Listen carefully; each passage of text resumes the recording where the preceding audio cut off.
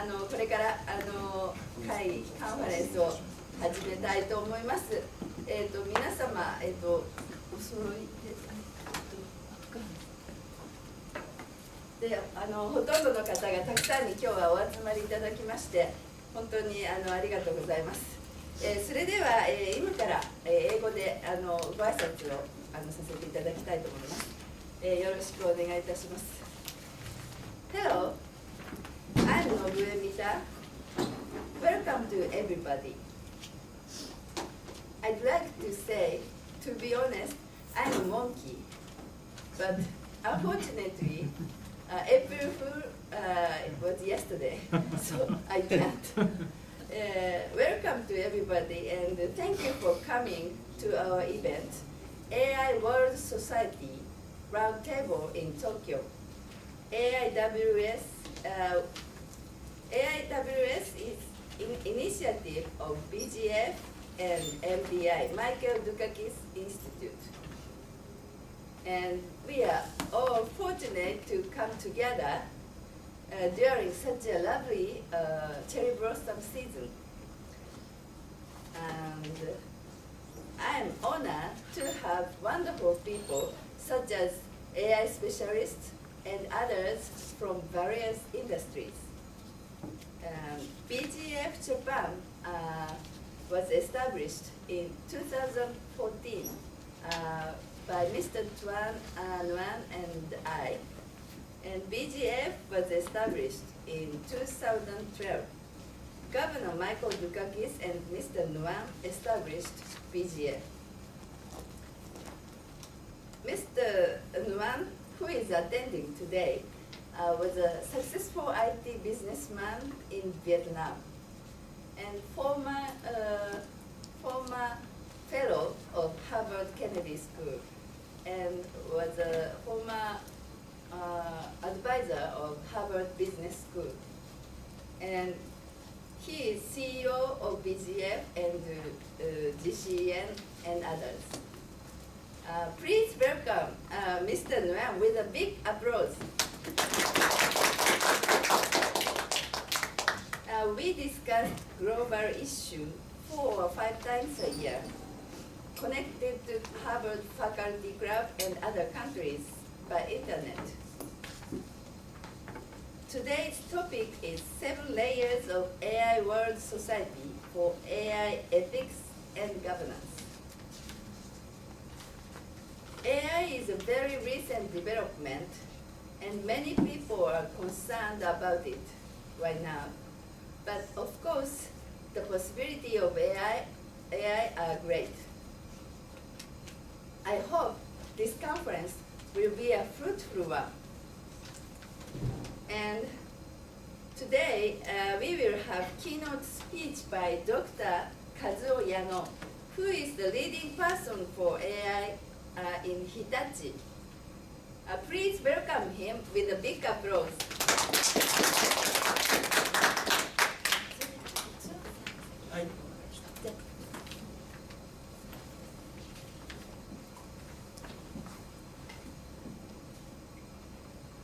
Thank you so much for loving that. You are doing a great job for BGF in Japan. I would like to say from bring a great appreciate from Governor Michael Dukakis to when people support help Michael Dukakis Institute and important group for you very much. Ambassador Sanshi Chanai and Professor Koichi Hamada, two great people, always a great support for BGF and NBI in Japan. And we are very honored to be here to introduce and we discuss about 7 layers of AI World Society. You know, AI now very hot and big topic everywhere. And in November 2017 at Harvard, Governor Michael Dukakis and I and our member of MBI, Michael Dukakis Institute, including MIT and Harvard professor, we found that a new initiative, AI World Society, and it's not organization, it's a set up principle and concept for new society with AI. And we created 7 layers of AI society. The first layer, charter layer. The second layer, that is ethical framework, ethic layer. The third layer is the standard in technology management, include human resource of IT management. And fourth layer, that is law, international law. Fifth layer, that is regulation, convention, and norms in of AI. And sixth layer, that is public service. And seventh layer, end user and application. And the 7 layer, we can think about 7 layer OSI in computer network and telecom. And our purpose is one to make AI support and help humanity and human being better and limited challenge and harms they can make to humanity in the future. We have very bad and good lesson in cybersecurity today because we don't do very much in when computer do, and we don't think about cybersecurity. And now we are all of the world worry and challenge about cybersecurity. So our members of Boston Thinkers, Boston Global Forum, and Michael Lukakis Institute from Harvard and MIT, we think about future. We need to manage and control now. So make limited the terrible thing they can make for the world and create and support for advantage and great thing AI can do for the humanity. And we get very good response and partner with the Club de Madrid, World Leadership Alliance. This organization include former president, former prime minister, Bill Clinton, Jimmy Carter, Tony Blair, G7 country, and OECD country. And also we get support and help very much from MIT and Harvard faculty to do so far very fast. And today I think about Japan. We do in Japan. I think Japan is a great country. With my heart, so far in 2014, I came here with Novi and people here. I always think Japan is a great country, play very important role in the world, especially in Asia. So today we can think about role of Japan in AI for society and AI for future of the world. So we hope and we believe our people and knowledge and thought leaders, scholar leaders, business leaders can contribute very, very much and shaping future and make AI for society very, very good for future in the world. Thank you so much again for Novi. Thank you so much for our great leaders and friends at Ambassador Janai and Professor Koji Hamada. Thank you so much for your coming here, and we highly appreciate your contribution today. Thank you.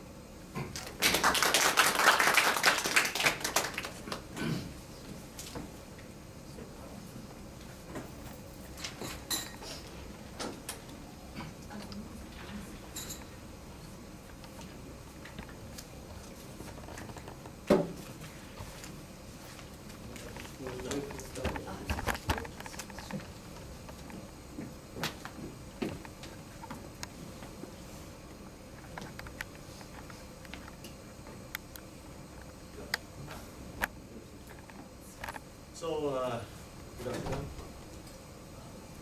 My name is Kazuo Yano.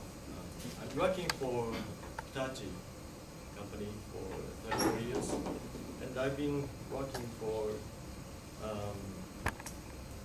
start working on AI and data utilization for society and earlier than the rest of the world. We've been working on this about 14, 15 years. Last 14, 15 years. And it is, so I'd like to talk about, by using this opportunity of 30 minutes on what we have done. Actually, the AI is very different from what Hollywood movies have described. Real AI And well, it's not Terminator. Real AI is very different.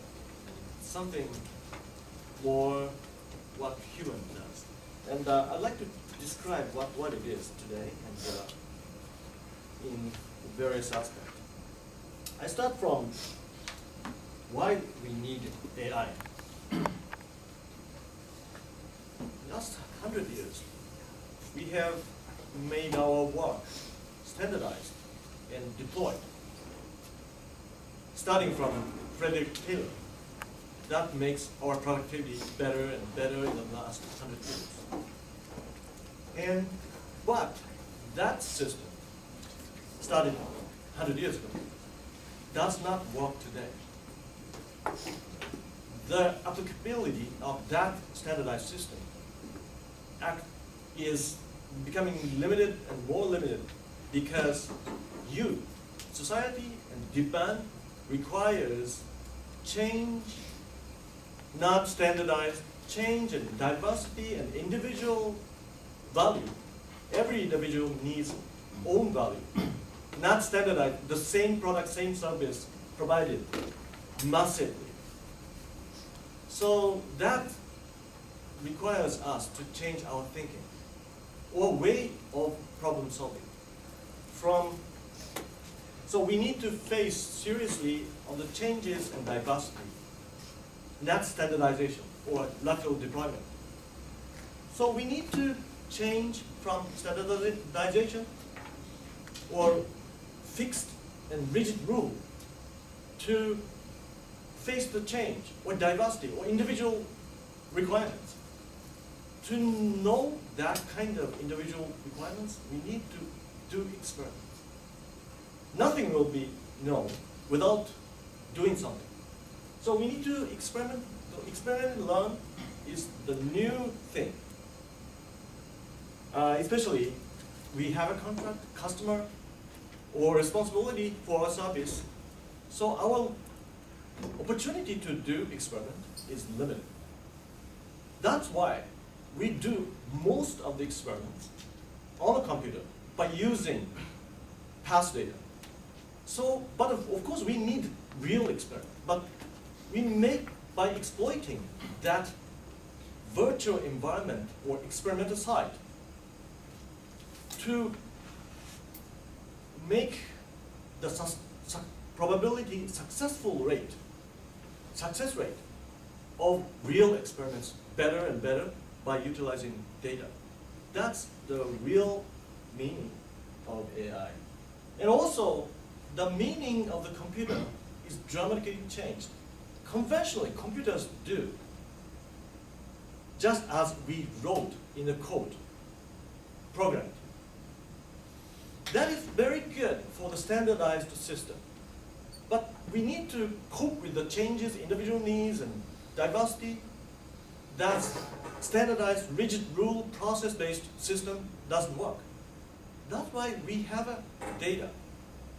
In the data, the difference between one person to another, difference between this company to this company, or this region to this region, that is encoded in a recorded code, recorded data. By decoding that slight change by using machine, we can cope with the change in diversity. And that's a very different, way of thinking, looking at the computer.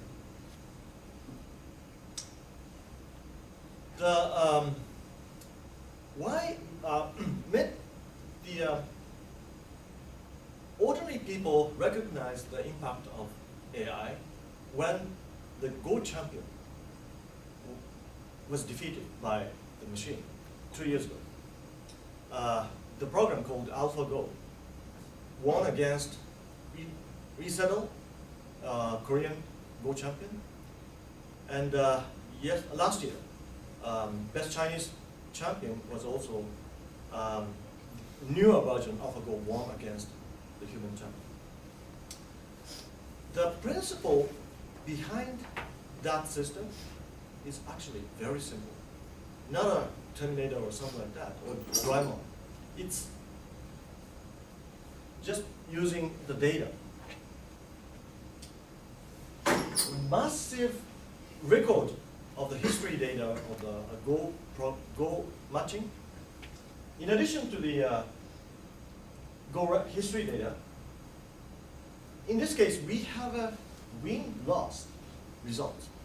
So combination of data and results gives us to predict what will happen in a very complex problem. And the principle is very, very simple. Make a prediction formula. Of course, it is no way to make that formula of a complex Go strategy by writing equation by hand. But we can make a add sum, product, combination of product sum, and massive parameters.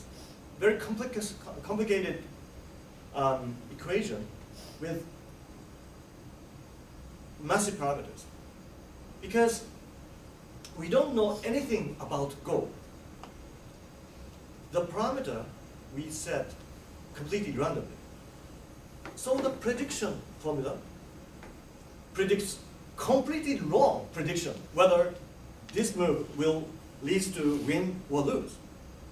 But because we have a past history results, we can calculate the loss or gap between prediction and past results. And if we change one parameter, increased or decreased, we can also calculate the gap or the loss between prediction and past result can be calculated. So if you increase the parameter, then the gap will be reduced. Then you can increase the parameter, and continuing that process again and again by using the computer power, you will reach a very accurate prediction formula without knowing anything about Go.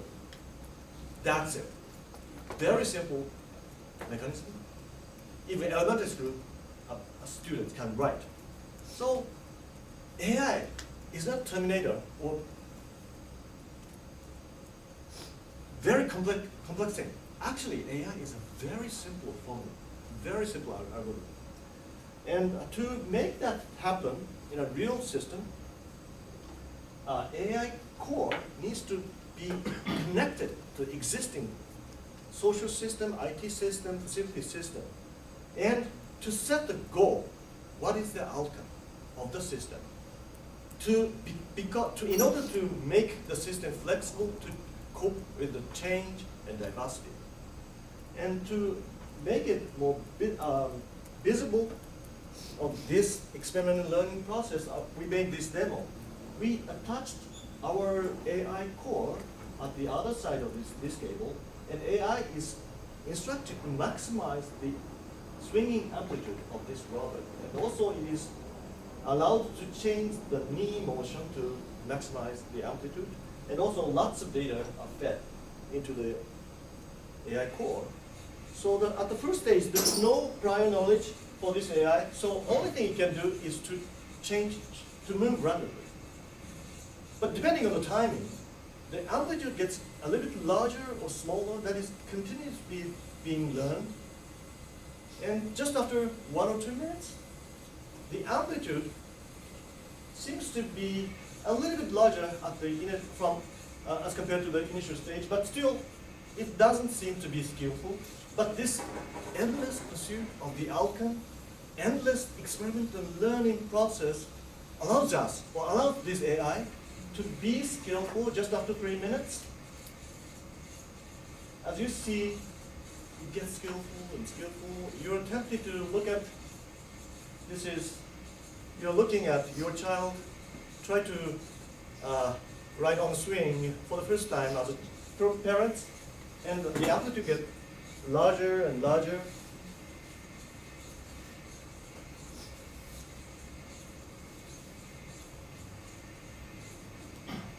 Now, as you can see, bending knee here and stretching knee here, this is exactly what we do when we ride a swing. But the important point is, this doesn't stop learning or experimenting. 1 more minute after, the amplitude gets yet larger. What happened? Actually, bending knee here and here twice in a cycle, that's we do not do. Because, bending knee here gives us the sense of fear. And especially after establishing the very skillful way on the previous stage, usually humans stop experimenting. That's the problem. That's our problem, not the AI problem. Humans' problem. So to demonstrate this experiment and learning process, we made another demo, unplugging the cable from a swinging robot to a horizontal bar robot. So this learning process is powerful, especially when you change your job. You don't say that I was good at swinging, but just start and learn and experiment in a new horizontal bar task. Just after 1 or 2 minutes, it gets more skillful, and amplitude get better and better.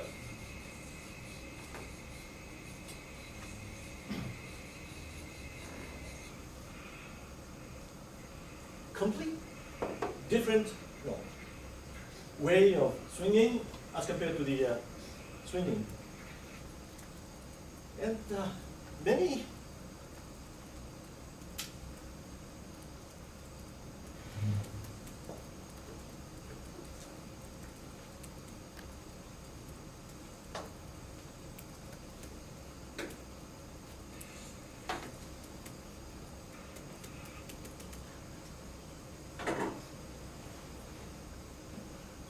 people ask us, what happens next? Actually, we a little bit enlarge the angle of the leg, so it gives additional degree of freedom without changing any software. And please look at what happened.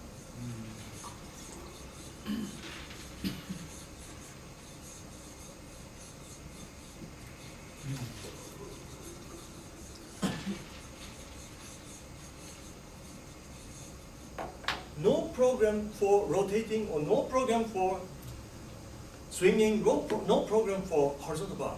Just exactly the same one. And first, we make this demo for making visible of power of AI. But I think this is not an AI demo. This is our methodologies demo. Don't standardize. Continuously, endlessly do experiment and learn. That's the point. And actually, that's what we need to learn, especially Japanese people. Japanese people made huge success by standardization. And we overfit that methodology in the last 50 years, 60 years.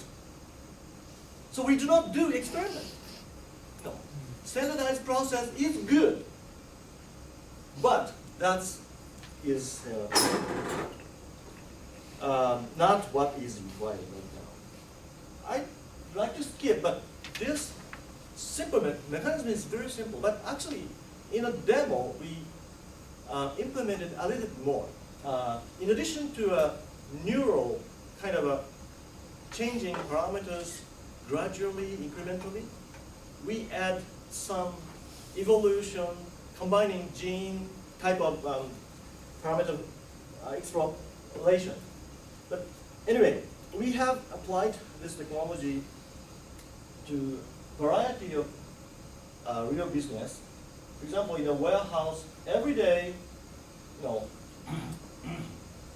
receiving orders from retailers and pick up items and pack into the box and ship to the truck. Thousands of orders handled by hundreds of people. And actually, in this case, just like the swinging robot to make the scheduling, which orders should be placed first, is decided automatically every day, and every day learn by the recent changes by the AI is learns that changes and optimally schedule which orders should be placed first, and on the average 8% productivity enhancement has been very steadily achieved in the last 3 years. Another thing is retail store purchasing data, POS data, is provided to the our AI core to maximize the sales per customer. Actually, the same data is, in this case, provided to a human expert and the AI program. And retail specialists interviewed and looked at the field, and, made some actions based on their experiences.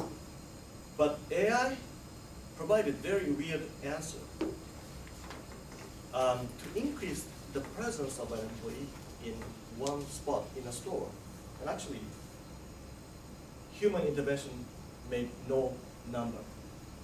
Artificial intelligence provided 15% improvement in sales per customer.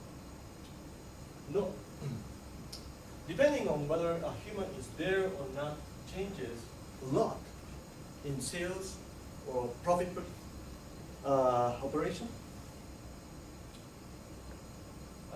Many others, for example, in the railway, we reduce the electricity cost for railway operation globally already, or water plant desalination process, also the pumping electricity cost has been reduced by 6% by exactly the same AI core.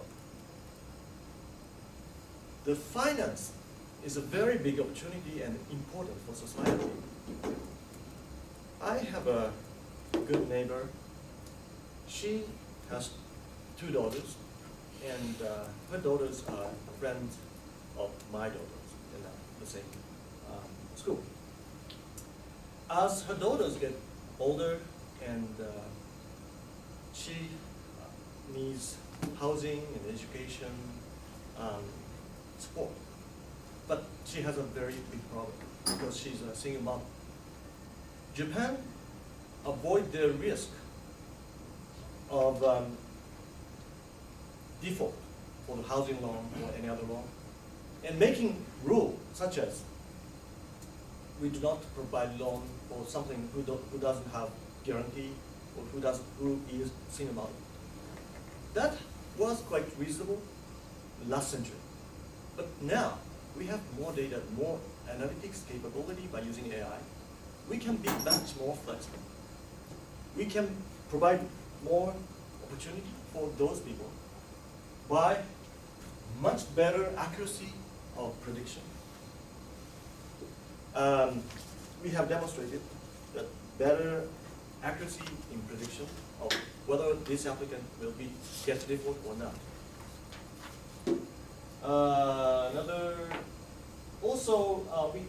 The same technology has been used in the fraud detection in Tokyo State Stock Exchange, and package delivery to the home by our school called Happy on Time to reduce delivery again because the customer is not at home, by providing on time. We reduce that kind of social cost. There's stock securities company decides their price for the stock every day, every company, very automatically by this technology. And already 14 domains, more than 60 cases has been covered by this AI. Very real, very business-oriented use cases. As I said, the basic principle of the AI is not domain dependent. So it can be general purpose. So we set a very clear-cut interface so that many multiple purpose applications can be enjoy such a flexibility that data and AI provide us to cope with the social change and diversity. And that's what I call multiple purpose AI. The condition is to set clear outcome, and what we can change, that is called action data. Or what we can observe, but we cannot change, that's a condition data. So outcome, action, condition, 3 items need to be specified. Many, argument shows as you have more data, you will have more advantage. But more important is not, the size is not, the 3 data types is collected is more important than the size of the data. And this is just the first stage of a long evolution of this type of experiment learning machine. And we call level 2. To be more general purpose, many things has to be done. But what will happen is very clear. Something I think many people don't know is the size of the AI. For example, the program who won against Go champion, AlphaGo, we know the size. We can estimate the size of the program. It's very small. Actually, it's estimated to be about 500 lines of code. 500 lines of code is, I can write in 3 days. Typically, the program I showed in, that is used in a variety of applications I show, or in the swinging robot, that's about 1,000 lines of code. Very small. Actually, I have written in a week. So, also very many arguments that many companies, especially Google, Amazon, Tencent, are collecting AI human resource. But actually, AI is something I can write in a week. Number of people is not important. One person is enough. One person, very good person, one person is enough. Of course, application engineers needs to be collected to make, to be deployed in real business cases. And so, right now, typically, 1,000 lines of code, very general purpose, is used for all those use cases. And complexity of the problem is embedded in the data. That way, we do not write for this condition, for action, condition, action. That's conventional way of writing code. So we avoid all those things by problem specification in the data. And code is very general purpose. And one of the fathers of deep learning, very basic algorithm for of AI, Professor Jürgen Schmidt-Huber, he expects the size of the lines of code of AI program will be 10 lines of code in the future.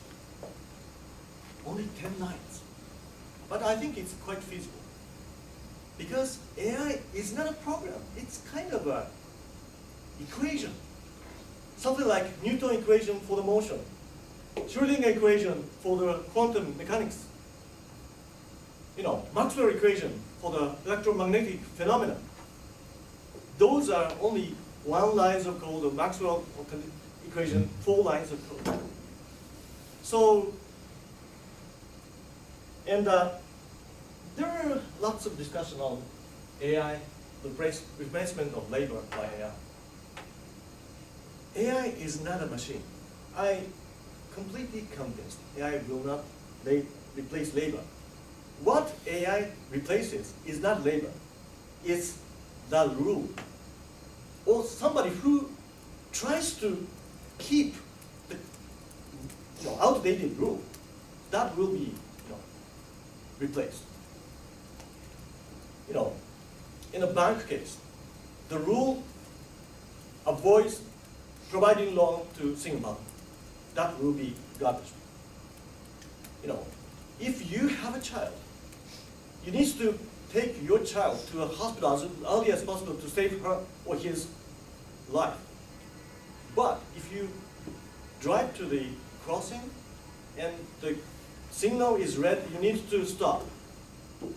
That's the rule limitation. If we have a data and AI system, we can be much more flexible. Human life needs to be prioritized than the red signal. That kind of thing can be, is what I call outcome-oriented system rather than a rule-oriented system.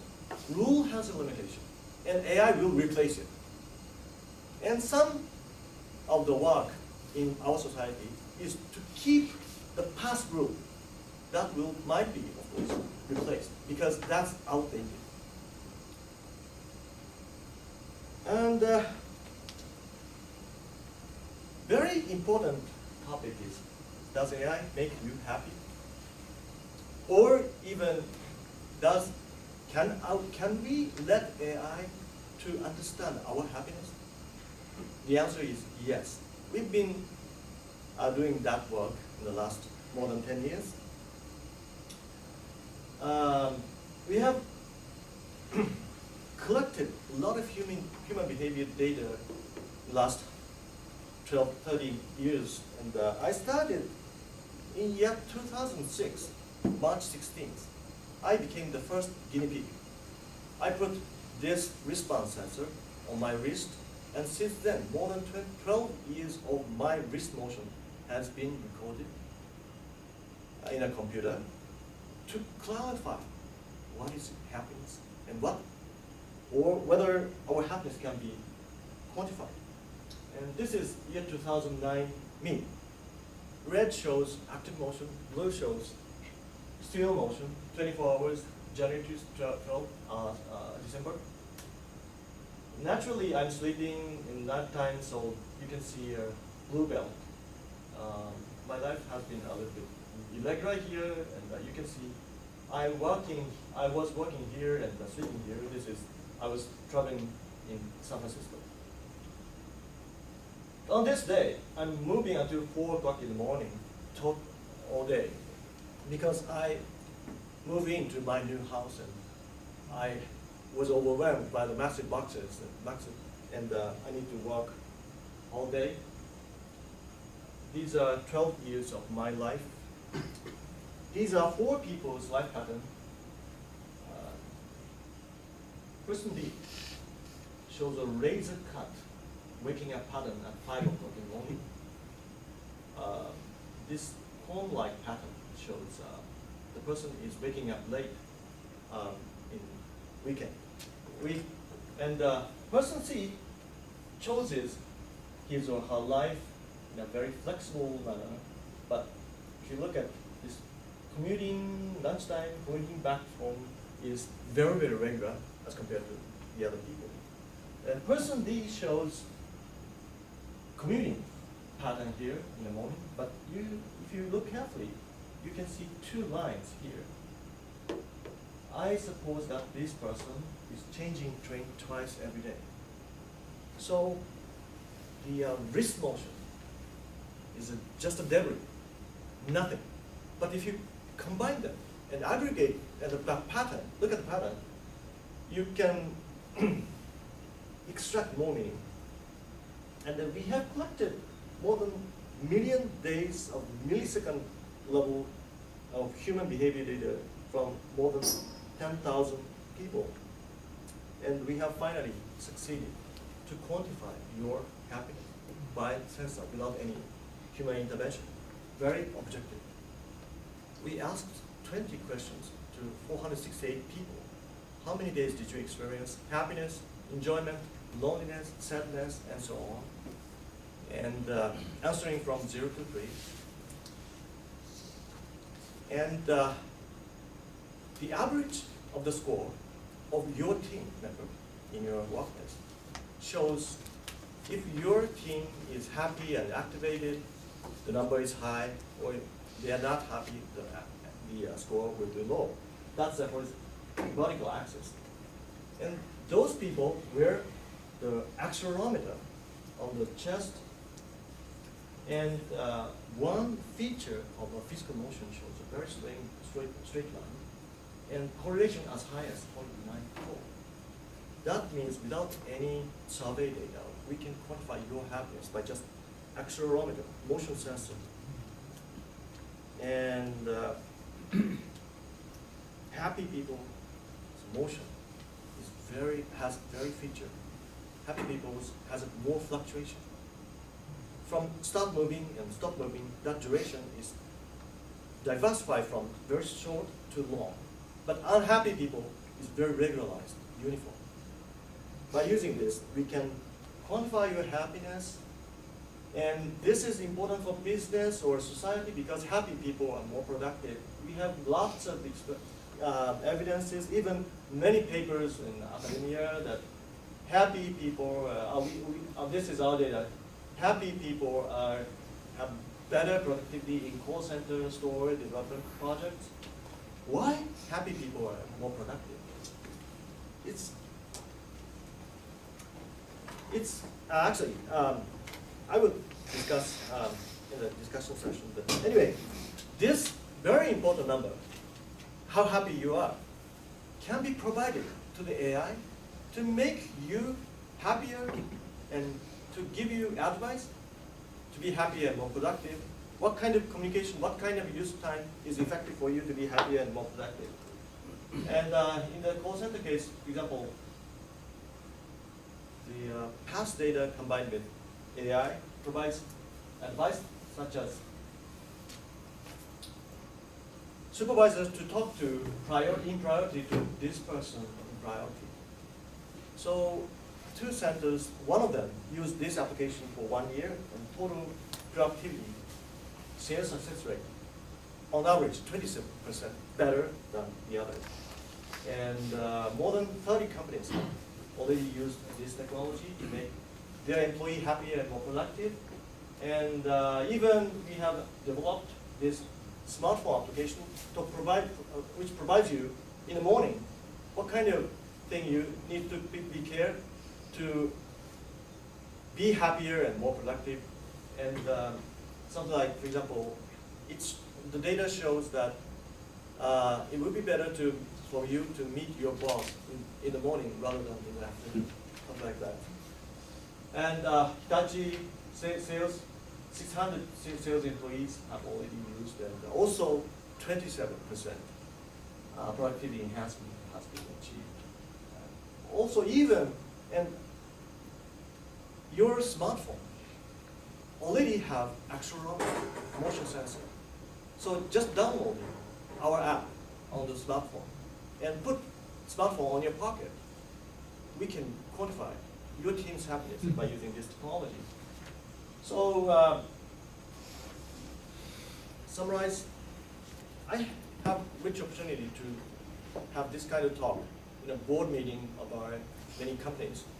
And in one board meeting, I was asked by one executive that your technology looks quite great, but if all companies use this technology, does our company profit from it?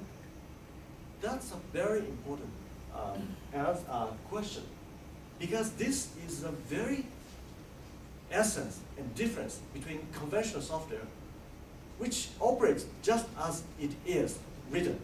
So if 2 companies adopt the same software, exactly the same function will be deployed there. But in AI, different data, different configuration generates completely different function. Just like species on this planet evolved to a very diversified way, this AI makes us more diversified. Unlike the 100 years of a standardized rule and standardization, process standardization, we can be more flexible by using data and AI. And this is not a machine versus AI. It's human versus human. For example, Go case, top expert was fought with AI-powered non-expert. And these people won against top expert. So approach is different. But again, those are human versus human competition, not human versus machine. So AI is to make every mechanism in society not the rule, but by the outcome, and ultimately the happiness of people. Okay, thank you very much.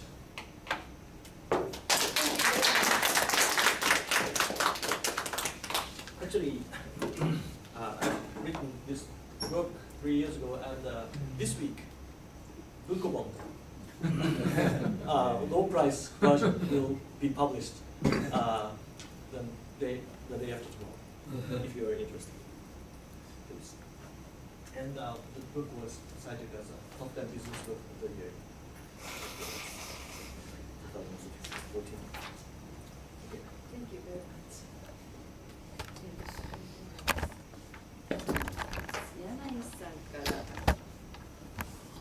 順番に3番から5番。はいはい。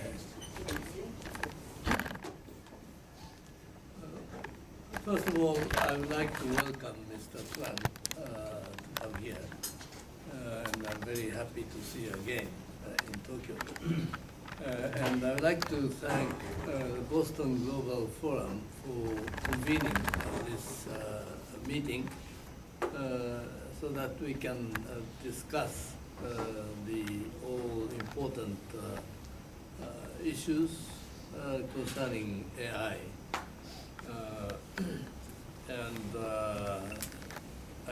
My thanks also go to Mr. Dr. Yano, who has made a very interesting presentation right now. Before I came here, I thought that what is told by Hollywood movies was a true story about AI, but now I have different views. I'm a completely layman in this field, and I'd like to learn more about AI. But I can guess that AI can be very smart, and it is very smart. For instance, in the field of playing Go or chess, in which AI can show the best way to get the best outcome based on the analysis of massive data. But I do have some questions. I would like to know to what extent AI can be smart or capable in the fields where there's no accumulation of data or little accumulation of data. That is one question I have. And I believe that AI can be of very great help to all of us by rationalizing our behavior or eliminating unnecessary work to do. But at the same time, by making everything more efficient, it also contains, it also has dangers like any other new technologies. If AI falls within the hands of terrorists, for instance, it could enhance their efficiency of their activities. That is one thing. And also, if AI can be very creative, I'm not sure to what extent they can be creative without having existing data.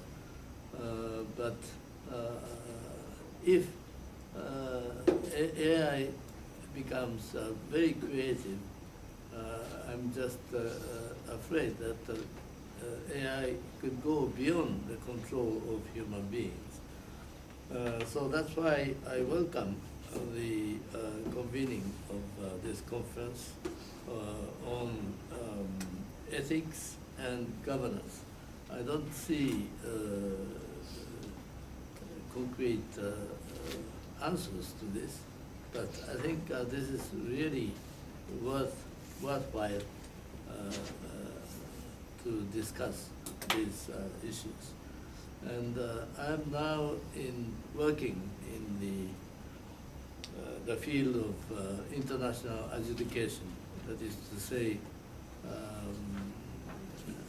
I work at the International Tribunal for the Law of the Sea as a judge. And so we try to settle international disputes on maritime issues.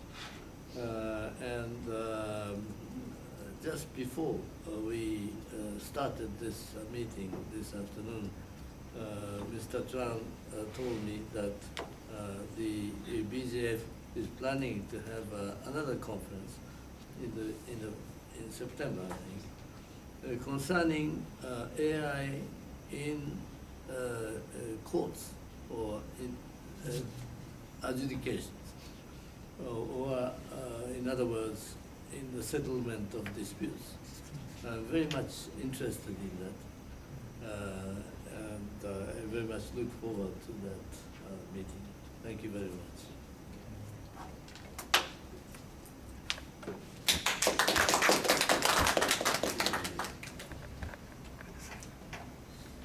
Thank you very much, Sumita, for inviting me to this interesting, exciting conference. And I ran already in the 30 minutes presentation, and some of my prejudice against AI were resolved and so forth. But my limitation of knowledge in AI itself, I would like to tell what I right now feel. I am a intermediate Go player, and but I am not excited about that AI is winning human, because human has all the limitations, and still they fight, and there is also human relations type of conflict and so forth, and then somebody win. So if a machine beat him or not, I don't care so much. But one thing Mr. Yano told right now, that samples of experiment is important. Many Japanese chess players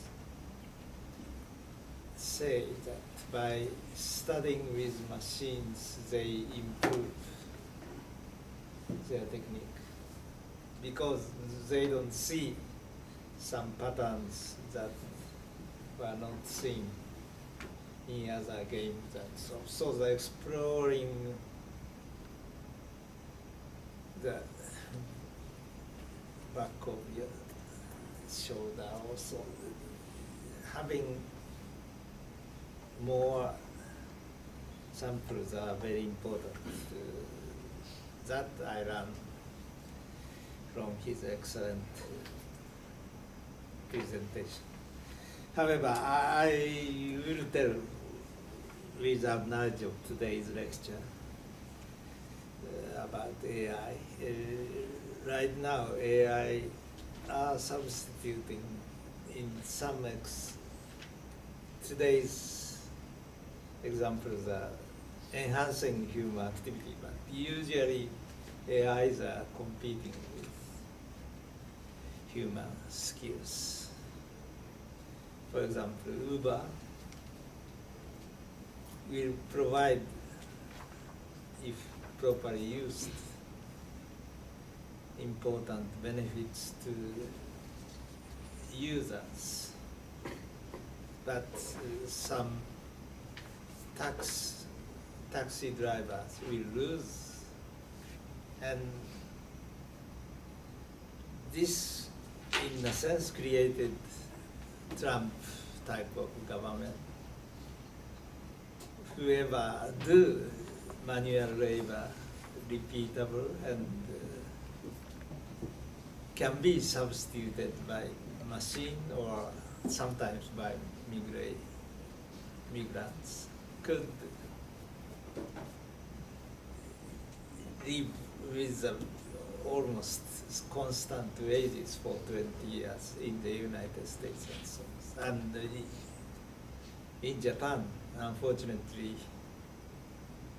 my advice is economic performance were good, but still not fully appreciated, is that in Japan, many people thought they worked hard. They passed difficult examination to get into excellent companies like Hitachi, and still some of them feel that they are not, they are shine the regular employee, but their wages are not rising and so on. And there are many other examples that I had to translate my column, editorial type of column, into Japanese from English, and finding graduate students who understand Japanese is not so easy abroad sometimes. Then my friend told me, why don't you use Google Translation? I first denied it, but it turned out at least Google Translation may be better than mediocre graduate student. And simultaneous translators, they do really important and was very highly paid job, but with all the techniques, that would be very easy to be replaced. And stock market trading is about 80% done by automatic programming than human wisdom. And so this is the trend. We cannot stop so easily. Then I divert from this topic a little bit, but this all tend to show the importance of quality of education. Many regular workers of standard companies, and myself, I am the worst one. I am educated, of course benefited as well from the Tokyo University type of education that stress accurate memory, accurate time, or accurate calculation, and and so forth. But what the history course tells and so forth are those one can substitute by AI. So in order to be really rich and productive and serve the world, you have to be Masayoshi Son and not to be the worker to be replaced. And I think since I am recovering my music education in my youth time, so I would like to talk about somewhat more Jōsō-kyoik, art education, music education. And as a matter of fact, 3 days ago, I was invited by Zoltán Kodály, the composer of Hungary, his wife, actually, his wife invited me, and my disc, 長くなってすみません。My disc that was handed at Mrs. Minter's party to Hungarian ambassadors of my music composition, and the invitation of the Hungarian Central Bank to Budapest last week. So I would like to Temai Miso very much, but aside from that, just teaching numbers, history, how many words you have to teach on the newspaper, that's very anachronistic to me. Instead of 300 important words, we have to teach 150 because of AI. And we need to teach what is beautiful, what is true, and what is sincere. A medical doctor told me if what is needed is not the intellect, but some kind of counsel, the sense that cannot be captured, I hope, by the machine.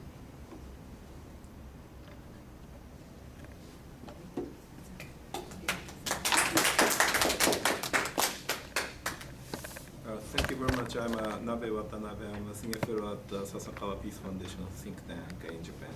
And I'm pretty much appreciated the invitation to the discussion, after discussion last time over Korean Peninsula. So today is a little bit different topic, but probably related to, because I'm an expert on national security.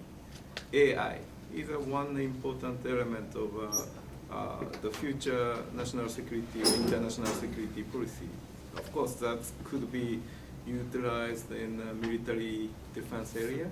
I think that's very important for the probably the either that AI is used for the good purpose or bad purpose. Bad means, of course, the good for our interests or not. And that's clearly the AI is available for anybody. Anybody means potential the challenger to the current international liberal order may utilize the AI for using taking advantage over the current order. But at the same time, of course, AI has a potential to maintain the current order and with hands over ourselves and our allies too. So, of course, we cannot deny the fact. And the same thing applies to nuclear power or whatever the technology too.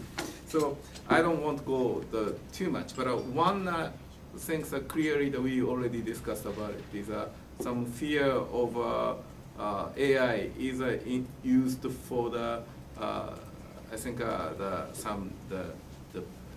utilized by the dictator to control social one-sided of course, that's typical case and the classic case of probably George Orwell's 1984.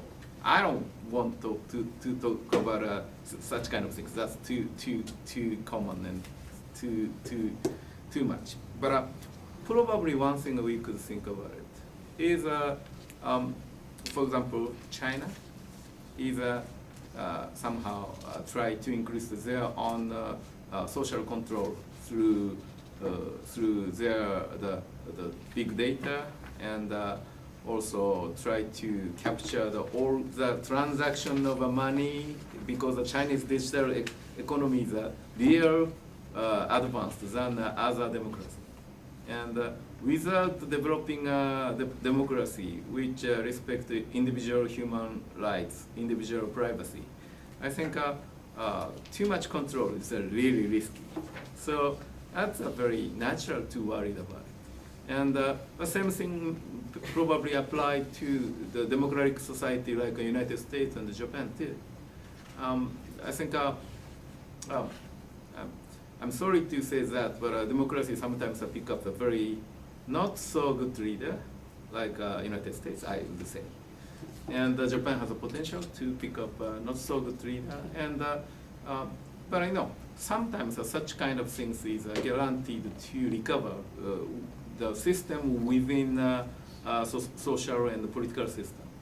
And AI probably don't have any direction, but both sides AI may have a very how can I say, energize the one direction of challenging to the democratic control, and also probably defending democratic control. So that's area I'm very much interested in. Of course, I don't know anything about the possibility. Again, I don't want to deny the possibility of AI. And another one is U.S.-Japan Security Cooperation. But clearly, the recent several declaration or agreement of the United States and Japan in the security area is joint research and development, and including the new technology area such as AI. And that's very important because not only for the common defense or common security, but the spillover effect, spin-off type of the new possibility of economy and innovation from a defense area. I think that's Japan is very much behind the United States. So considering this area, we really need to. And again, some concern for the potential danger for our common democracy or democratic value is very important to keep in mind. That's probably what I can say. Very common sense, but I'm sure I discussed this issue with many friends, Japan or United States, Europe, and Asia. I think many people agree to. But how to is very difficult. So the major reason is we don't know the potential of AI. So I think today's Mr. Yano's presentation is very helpful to think about what kind of spec AI has. And still we don't know. But thank you very much for the opportunity.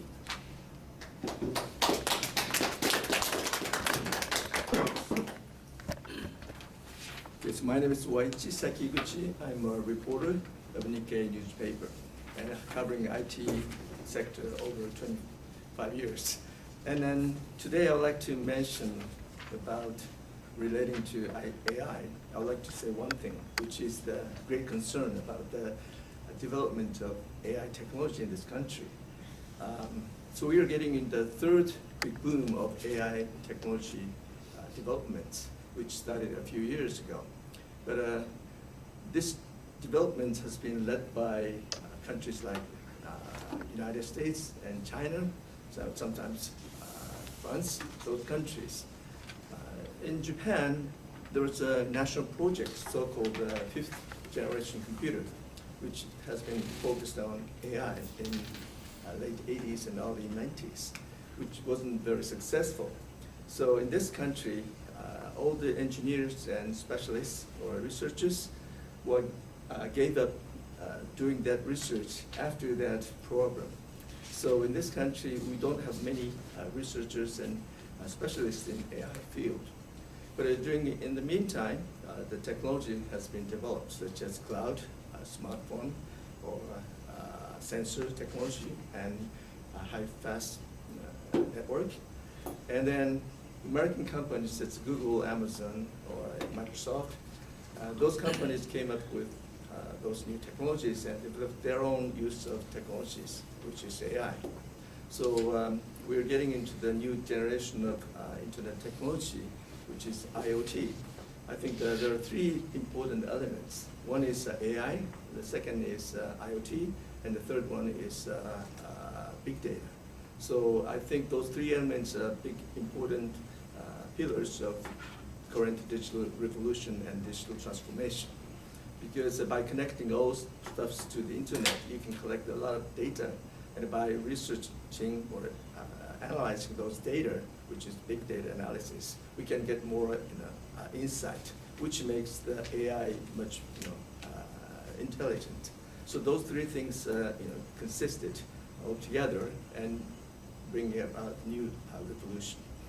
But as I mentioned earlier, in this country, we do not have many engineers and specialists. So I visited France last year, and then I came to realize that there are so many specialists in this field in France. So what I heard is they already have 16,000 specialists. But in this country, I think there are only a few hundred people, even now. And also the Japanese government plan, which is the 5th National Science and Technology Basic Plan, which started 2 years ago. In that plan, AI was included for the first time in that plan. All the companies such as Google and Amazon, they started doing this research maybe since early 2010 or so. So Japan is already 5-6 years behind in a sense. So what I would like to say today is that we have to spend more money in this field and then develop more people and develop new technologies. But unfortunately, according to the Japanese government plan, they are only trying to utilize government research institutes such as AIST, Sansoken, or NICT, Johou Tsushin Kenkyū Hiko, and also RIKEN. And then the budget size is extremely small compared to the money that Amazon, Google, they're spending. So I think the Japanese government should give more money to do this research, and also find out more talented people. If we don't have talented people in this country, maybe we have to hire from foreign countries, from China or the United States. Maybe it might cost a lot of money, but without doing so, I think the Japanese industry competitiveness will be lost in the future. That's my comment. Thank you.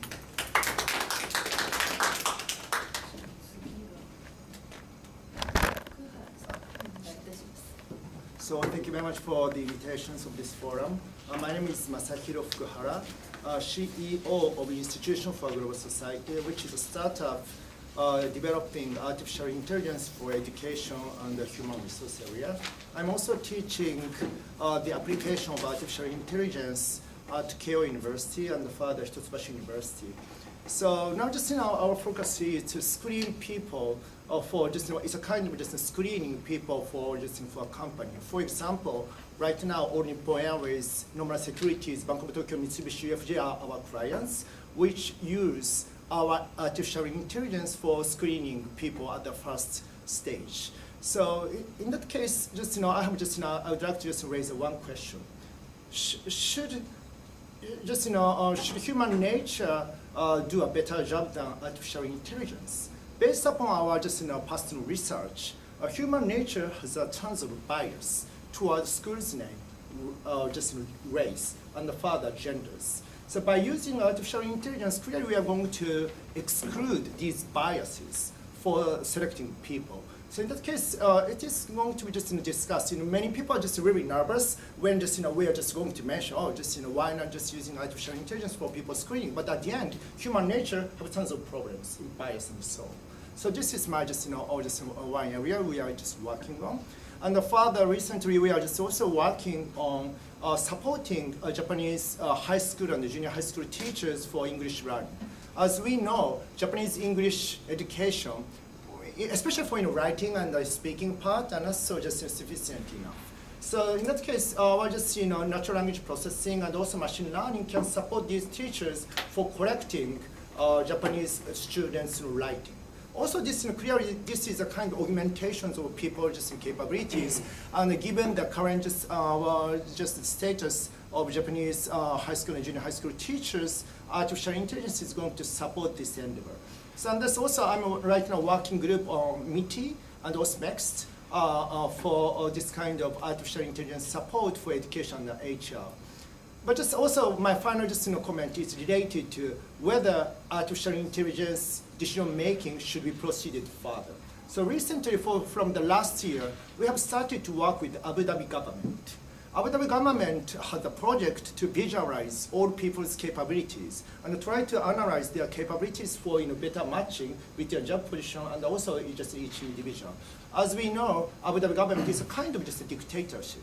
So dictatorship really works well with artificial intelligence. So given this, now we are working very closely with the Abu Dhabi government to support this kind of dictatorship.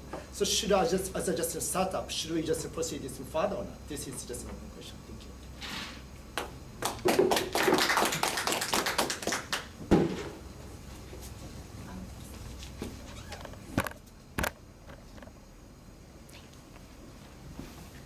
Hi, I'm Shunsuke Aoki.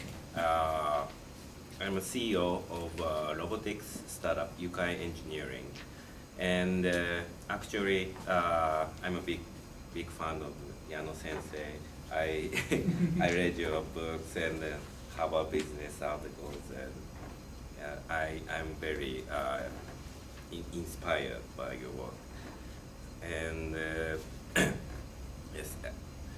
My company is made up of mechanical designers and electronics designers, and focusing on creating communication robots. And I bring one of our creation, which we launched last year, and actually we still don't use any kind of AI. It's just responding to how you touch your stroke.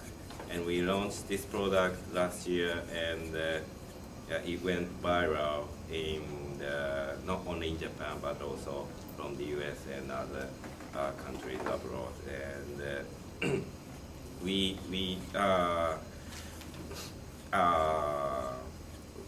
our goal is to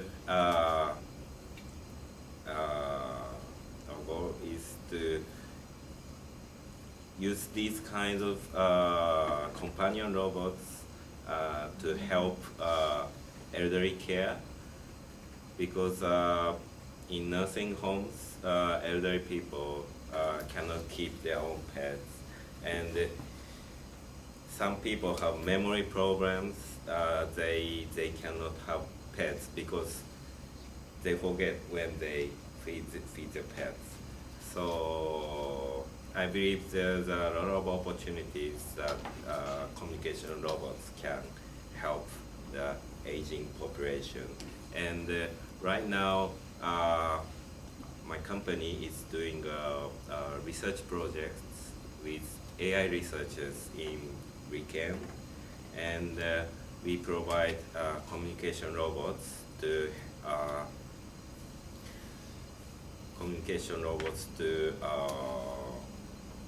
speak to the elderly people who live in their own homes alone.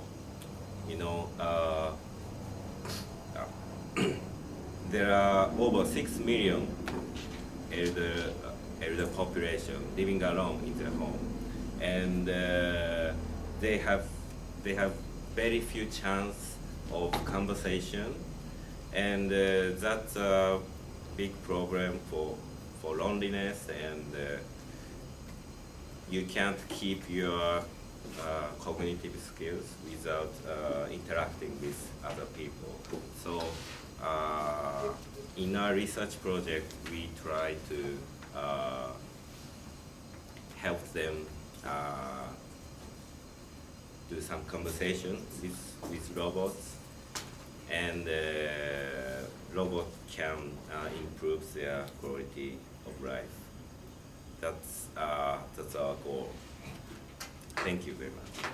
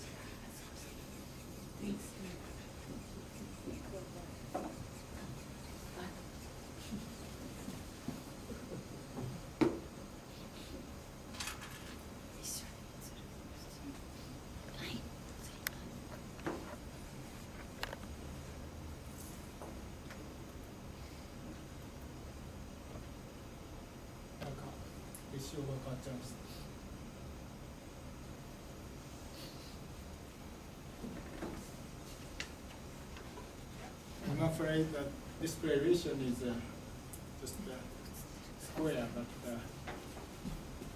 should be no problem. My name is Satoshi Nagai.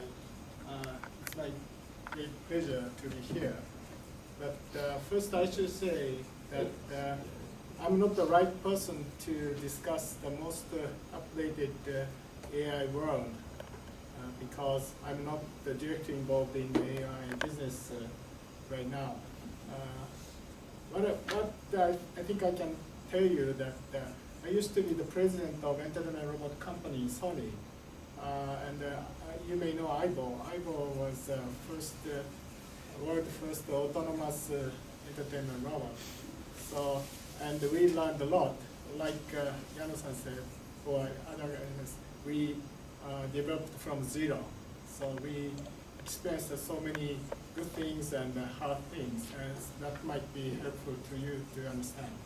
And just like Aoki-san's comment, entertaining people is easy to say, but not that simple. So, and we learned a lot during the first generation Bible. By the way, this was our eyeballs in my house. And when I was managing the robot operation in Sony, our mission was dream bringer.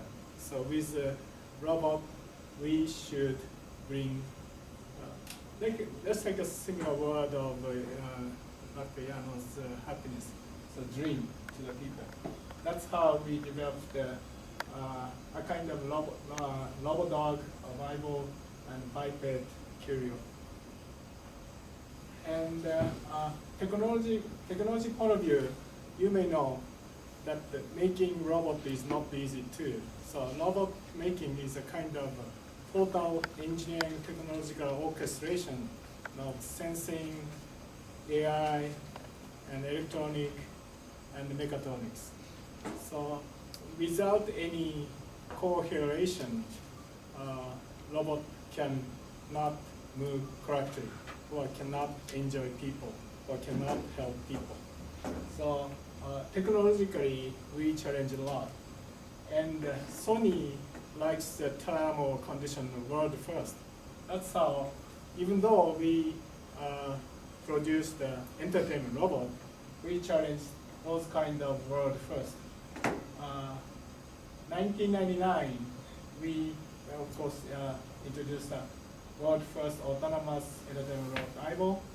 Then that Aibo was registered in Guinness World Records. The next year in Smithsonian Museum and MoMA Eternal exhibition. Then 2003,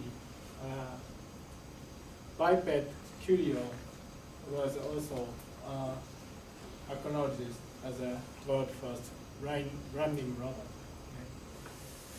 Okay. And number 3 is one of the biggest, I would say, fruit we have learned from customers' activity. That was not expected when we first introduced eyeball. So very, very tight community of global eyeball lovers. The degree of loving eyeball is extraordinary, far beyond our expectations. So I would say heavy.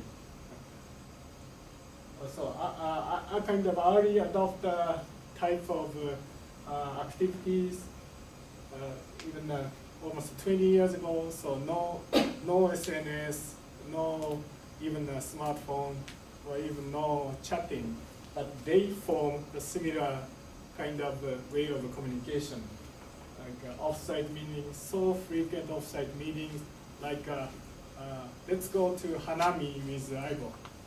So please bring your eyeball with kind of makeup, special makeup, or most I would say expensive dresses, something like that. And the blogs and the SNS. One also experience interesting thing was one very I would say enthusiastic eyeball lover who worked for Toyota Motors. So they developed a kind of a communication tool among eyeball fans, and he almost voluntarily based, he supplied those communication tools by himself. And now you may know that the second generation of new eyeball was introduced. Then at the same time, some of the mass media pointed out that how about Sony is caring for first generation eyeball fans, because Sony officially stopped supporting the service operations or components supply. So then first generation, again, eyeball lovers communicated to come up with their self-sustaining eyeball care activities. So that was also fantastic.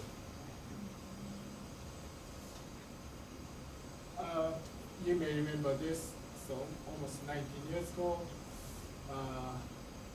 so quick result.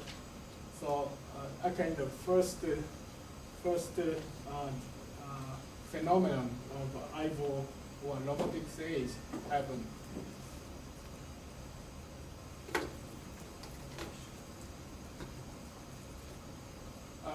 Many mass media picked up the news. This is why sell so well, those kind of pet robots. And even you know who he is. Bill Gates approached us and he tried to buy, and we politely rejected because shortage of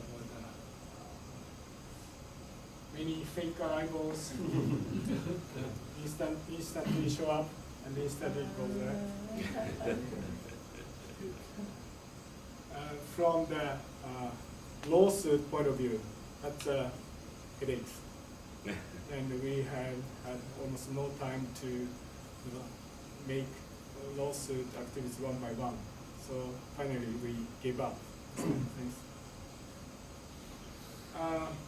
What I'd like to point out, just one thing among other things, is almost this is beyond our expectation. Two very clearly differentiation between high-touch lovers and high-tech lovers. So way of playing with eyeball is completely different. That made us I would say annoyed how to make next stage of product planning. High-tech lovers try to make their own eyeball. They like to program by themselves, but they like to control by themselves. And the high-touch lovers, they treat eyeball as a pet. So they like to live with eyeball. So live with eyeball and play with eyeball is completely different especially in terms of product planning, hardware-wise or software-wise. So that's a challenge. Even now, the new generation iPhone is challenging the same thing.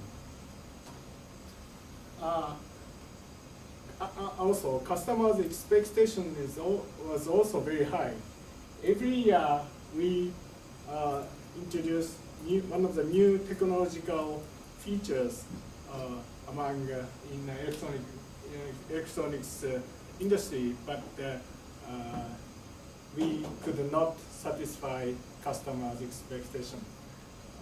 After introduction, each year we introduce voice recognition in 18 years ago, wireless LAN next year, Bluetooth face recognition, and self-battery charge next year, and visual pattern recognition or blog operation started, but again, their customer expectation was even higher. Okay, maybe if you are interested, we'll talk about this later in the pre-discussion session. Thank you very much.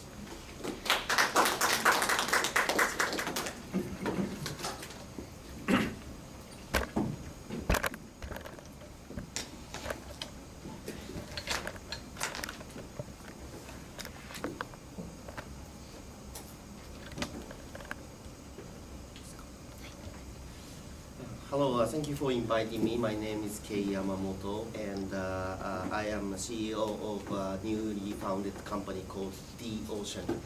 D-Ocean, D stands for data, and the data should lie like an ocean, but you need to catch the fish, or you need to get the materials in the right way, and of course you have to put it to the market, and then eat it at the end. Because there are lots of data, but people don't use it properly, or at least people don't realize the value of data. And one way of utilizing the data is AI. If you train badly, the AI will learn it wrong.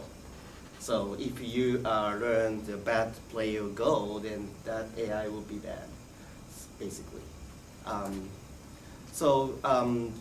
I think what my company will do is variety of things, but mainly to get the people to realize the value of data and utilize it as much as possible. And one big way is utilize it as a base of AI.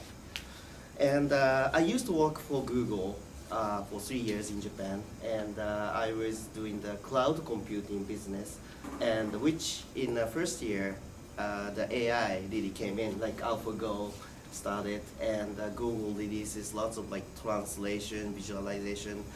And by the way, I cannot speak behalf of the company, so it's just my personal opinion today. So, and all the places here, so I'll be killed. So anyway, I witnessed all those, and people got excited. People get like science fiction like of excitement, and it's just one magical wand that you can solve the difficult things. But it is not. It's Yano-san clearly stated. It's mathematics. It's a technology, and it fits to certain areas. It doesn't fit to another areas. And there are some of the areas in last 2 or 3 years that got so much improved, which is the people. The computer programming can emulate the people who is adult.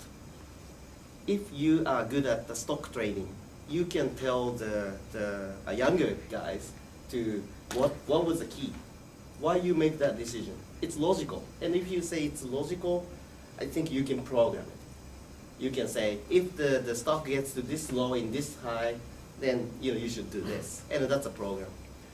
But people will get to see this room and what's important and what is it about is something that the people get in 1 year old in National. Hear the wave of the sound and realize it's a language which is more like a first year. Then you have all the logics to it, and all the businesses is more like to be logical. So that's why we have lots of standardization, lots of program really helped people. But I think today we got lots of power on listening, viewing, such type of thing is now overcome by deep learning. So that's why like Google and other technology gets more help to you, and people will use it because it's convenient and it's right. So you can't really stop those things. And AI started for what, 30 years, 40 years, Young Sensei? I think it's long enough. It's been there. It's nothing new, I think. It's nothing new, but now why it's happening is people get lots of data. Network is connected, like Amar-san said, I think, and the computer resources now are valuable. So people can do the supercomputer used to do in cloud today for like 10 minutes, 15 minutes, and you don't have to spend so much money, governmental money, to do your AI building. So that is the change today. So people started to try to solve your problem by using the AI. And my company will try to help those motivations who's interested in helping their problems. Either their work gets better, or their prediction gets better, their sales goes higher, whatever, to understand the value of the data that they have today. So, and another thing, one more thing to add is education. I think Watanabe-san said it, Sekiguchi-san said it, I think. Education is very important, I think. But the AI, how to tune those programs is as needed as finding the right data and creating the right data for the right results. The algorithm is over there, it's free, it's open, you can try it, but very difficult to find the right data set that really fits to solve your problem, and you have to have your data.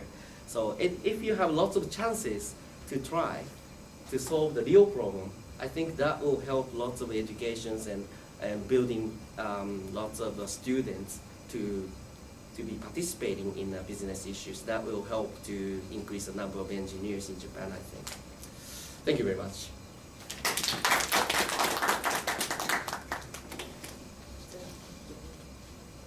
4時20分まで休憩して、それからディスカッションの時間とさせていただきたいと思います。非常にあれですね、ジェンダーがイコールなソサイティ、女性の方はおしゃべりにならないです。OK、じゃあ、Let me speak。じゃあね、せっかく朝日新聞の記者。I'm working with the Asahi newspaper. I used to be in the media lab of Asahi, and nowadays I'm working for the digital innovation section. And in media area, of course, the AI usage is studied a few years ago. Like LA Times, from 2014, they use AI for the automatic earthquake news article. And now, Mr. Sekiguchi, the Nikkei started the automatic article from April 2017. So in various areas, already AI article has been published. And of course, Asahi also just started to use AI for the creating fact-checking article. It is not open officially, but we use the algorithm to create the articles on that. And Mrs. Amy Webb, the futurist in the America, in the U.S., she mentioned that even the AI reporter will be very active.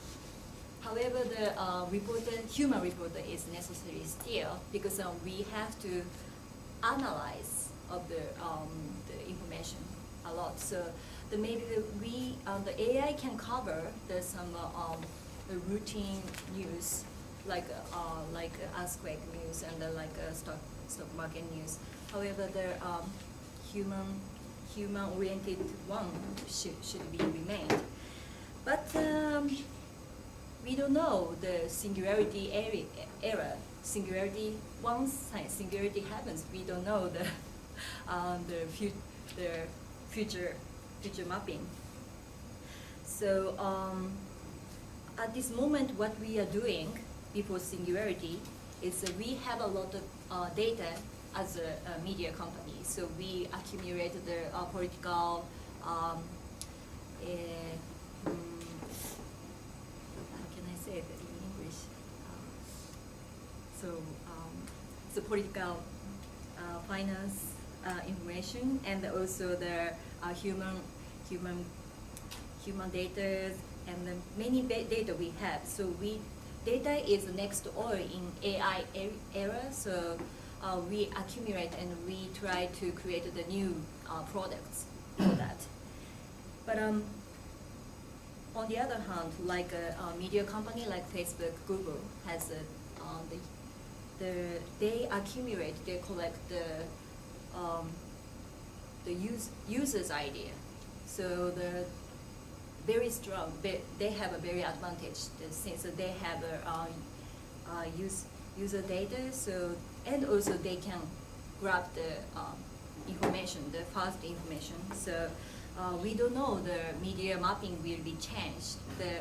We are very struggling as a existed media in the AI era. Thank you very much. By the way, I really like this. Very rapid.